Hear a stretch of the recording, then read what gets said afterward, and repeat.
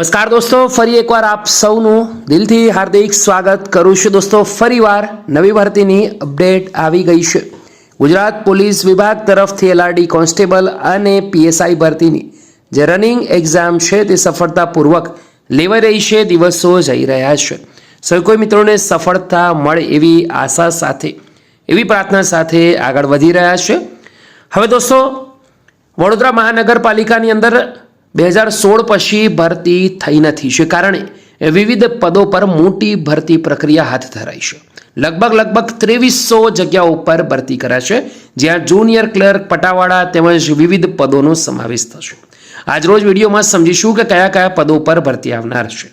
નજર કરીએ municipal corporation વડોદરાનો સ્ટાફની અછત હોવાના કારણે તેની અસર રોજબરોજની કામગીરી પર થતી હોવાની અવારનવાર ફરિયાદો થઈ રહી છે. ત્યારે કોર્પોરેશન દ્વારા હવે ભરતી પ્રક્રિયા હાથ ધરવામાં આવી છે. 2300ની જગ્યાઓ આશરે આ વર્ષમાં ભરાશે. આ ભરતીઓ થવાના કારણે કોર્પોરેશન પર આશરે 100 કરોડનું આર્થિક ભારણ પડે તેવી સંભાવના છે. ખાસ તો શહેરનો વિકાસ અને વિસ્તારો વધતા સફાઈ સેવકોની ભરતી કરવી જરૂરી હતી. કોર્પોરેશનમાં વર્ષ 2016 પછી કોઈ ભરતી કરવામાં આવી ન હતી.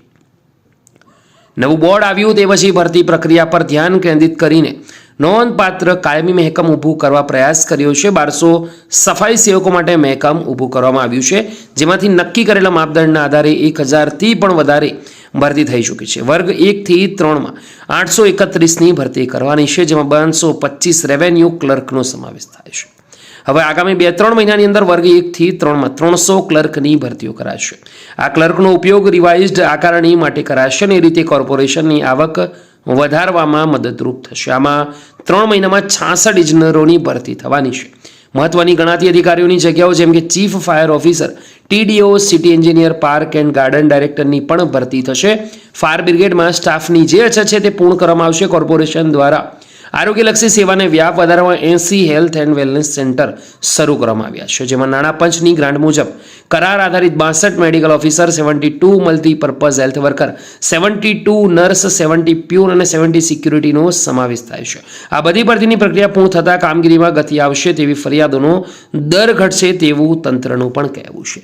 ગુડ ન્યૂઝ છે દોસ્તો. વિડીયો લાઇક કરજો, બીજા સુધી શેર કરવાનું ભૂલતા નહીં. ફરી મળીશું, ત્યાં સુધી ગુડ બાય, ટેક કેર.